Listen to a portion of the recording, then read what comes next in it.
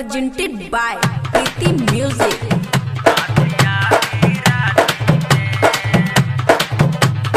Mixed by P4 Prakash Raj.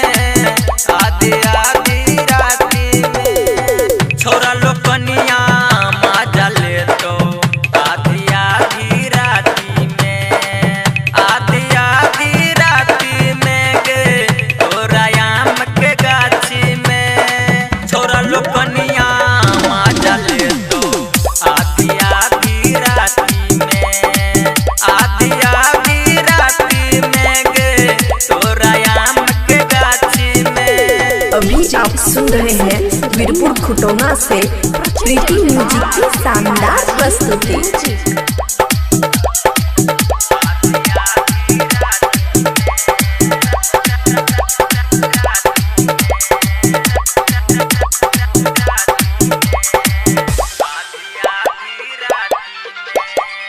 जेना लाल छौ हाथक में हती तहिना हो हटक के लाली गे छोरा लोकनिया चूस चूस के कर दे तो खाली गे जेना लाल छौ हाथक में हती तहिना हो हटक के लाली गे छोरा लोकनिया चूस चूस के कर दे तो खाली गे करबो ने छोड़ी हम बात के छोड़ गजब चाहे साथ के जियो हम तो हरे यार गे छोरा लोकनिया मजा ले तो आधी आधी राती में गए आधी आधी राती में गए तोरा आम के गाछी में DJ सुमित सतीश रैना।